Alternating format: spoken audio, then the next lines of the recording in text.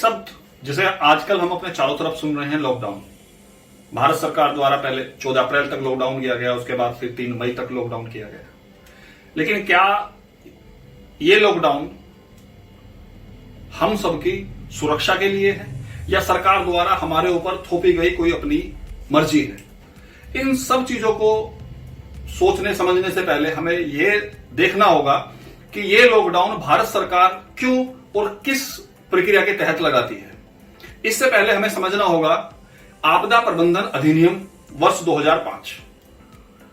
अब आपदा प्रबंधन अधिनियम वर्ष 2005 एक ऐसा अधिनियम है जो सामान्यतः आम बोलचाल की भाषा में अगर हम बात करें या आम प्रक्रियाओं के अंतर्गत ये अधिनियम अधिकतर प्रक्रियाओं में नहीं आता है, क्योंकि आपदा प्रबंधन अधिनियम या तो जो वर्तमान परिस्थितियां हैं उन परिस्थितियों के समान अगर कोई परिस्थिति उत्पन्न होती है तो उस दौरान भारत सरकार को इस आपदा प्रबंधन अधिनियम के तहत अपने को प्राप्त शक्तियों का प्रयोग करते हुए लॉकडाउन जैसी व्यवस्था करनी पड़ती है।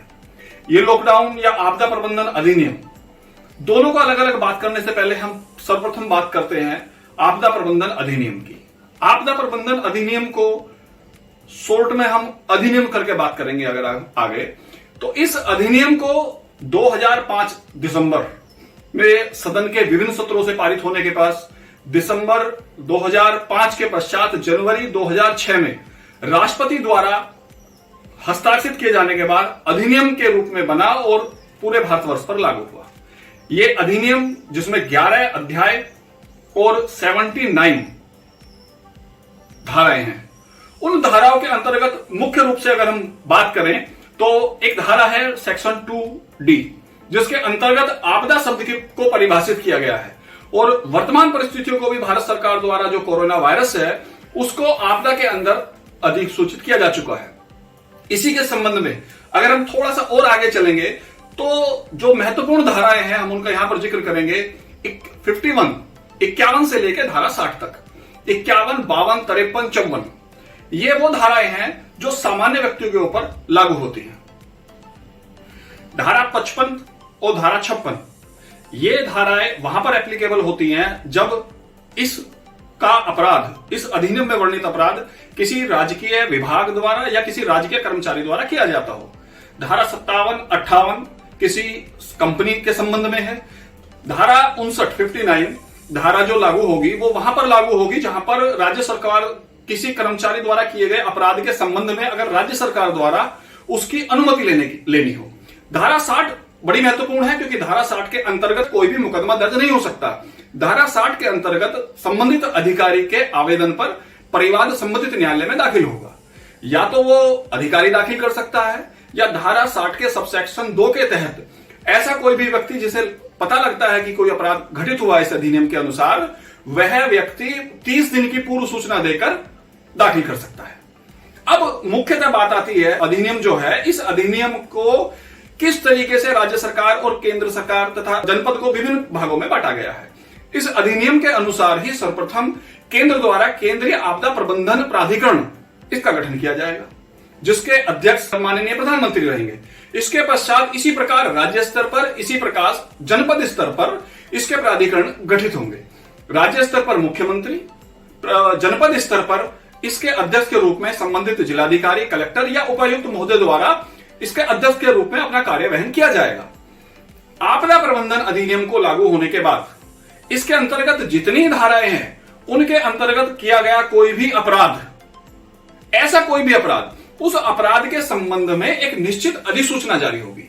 वो अधिसूचना जारी की जाएगी जिला स्तर पर अगर हम बात करें तो संबंधित जिलाधिकारी या जिला कलेक्टर द्वारा। अब वो जो पारित किया गया है आदेश, वो आदेश एक लोक सेवक द्वारा पारित आदेश है। हम सब लोग थोड़ा सा अगर इसको और डेप्थ में जाकर देखेंगे तो इसी के साथ में भारतीय दंड संहिता 1860 की धारा 188 का वर्णन करना भी बड़ा महत्वपूर्ण हो जाता है। धारा 188 क्या है? धारा 188 के तहत एफआईआर दर्ज हो सकती है। कब? जब किसी लोक सेवक द्वारा पारित किसी आदेश का किसी व्यक्ति द्वारा उल्लंघन किया जाता है और वो यह जानता है कि इस कार्य को ना करने के विषय में एक लोक सेवक द्वारा आदेश पारित किया जा चुका है। वहां पर धारा 188 के तहत उस अभियुक्त के विरुद्ध, जिसने वो अपराध कारित किया है, उसके विरुद्ध मुकदमा दर्ज किया जा सकता है, जिसके बारे में सजा और जुर्माने का प्रावधान है। लेकिन इन सब चीजों के अलावा हमको यह भी ध्यान रखना है कि लॉकडाउन जैसी जो स्थिति है या आपदा की जो आपदा प्रबंधन अधिनियम के अंदर वर्णित जो शक्तियां हैं, वो सरकार द्वारा केवल आपदा के संबंध में, राष्ट्रीय आपदा के समय पर ही उन शक्तियों का प्रयोग किया जाता है। इसमें हमारे द्वारा जो मैंने अभी बताया कि धारा 51 से धारा 54 तक जो अपराध हैं, जो एक सामान्य व्यक्ति को नहीं करने चाहिए, अब मैं उसके ऊपर अगर आपका ध्यान ले जाना चाहूं तो इसके संबंध में बड़ा महत्वपूर्ण है कि एक सामान्य व्यक्ति को सर्वप्रथम जो आपदा है, उस आपदा के संबंध में कभी भी कोई ऐसी सूचना, कभी भी कोई ऐसी जानकारी मिथ्या कथनों के आधार पर, झूठ के आधार पर सामान्य जन में प्रेषित नहीं करनी है। अगर जिससे वो जानता है कि उस जानकारी को, उस सूचना को प्रेषित करने के बाद आम लोगों के मन में उसका भय उत्पन्न हो जाएगा, एक अफरा तफरी का माहौल बन जाएगा, लोगों के अंदर भय व्याप्त हो जाएगा कि पता नहीं किस तरीके से क्या हो सकता है। अगर ऐसा कोई व्यक्ति करता है तो वो भी इस के तहत, अधिनियम के तहत अपराध की श्रेणी में आएगा।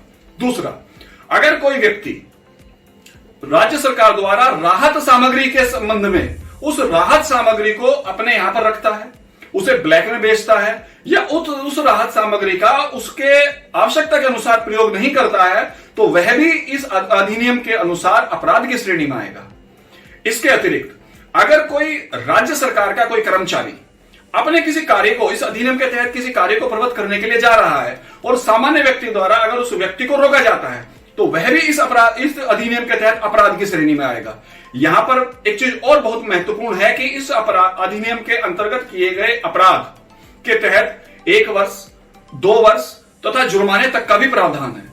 इसलिए इस एक्ट का यहां पर इसलिए भी बड़ा महत्वपूर्ण वर्णन हो जाता है क्योंकि यह एक्ट संभवतः अकेला ऐसा एक्ट है जिसको लागू करने का उद्देश्य ही सरकार का अपना कोई व्यक्तिगत उद्देश्य नहीं होता है। इसको लागू करने का, इस अधिनियम की शक्तियों को प्रयोग करने का उद्देश्य केवल और केवल उस देश के, हमारे देश के नागरिकों के जीवन की सुरक्षा का होता है। और उस स्थिति में हम नागरिकों का भी यह कर्तव्य बन जाता है कि इस अधिनियम का उल्लंघन ना करें। जो भी राष्ट्रीय आपदा है, उस राष्ट्रीय आपदा के संबंध में किसी भी प्रकार का कोई अफरा तफरी, किसी भी प्रकार का कोई गलत सूचना, या अगर राज्य सरकार द्वारा, संबंधित जिलाधिकारी द्वारा समय समय पर अगर कोई निर्देश पारित किया जाता है तो उन निर्देशों का पालन करें। अन्यथा हमारे खिलाफ जुर्माने भी होंगे, हमें जेल भी जाना पड़ेगा, हमारे खिलाफ मुकदमे भी दर्ज होंगे, और इन सब से अलग आप समाज के, इस देश के दुश्मन भी बनेंगे। जो राष्ट्रीय आपदा है, वो कोई भी आपदा, उस राष्ट्रीय आपदा के विषय में सामान्य जनभावना को भड़काने के लिए ये मानवता के साथ साथ, अधिनियम का तो है ही है, मानवता का भी इसमें आप अपराधी होंगे।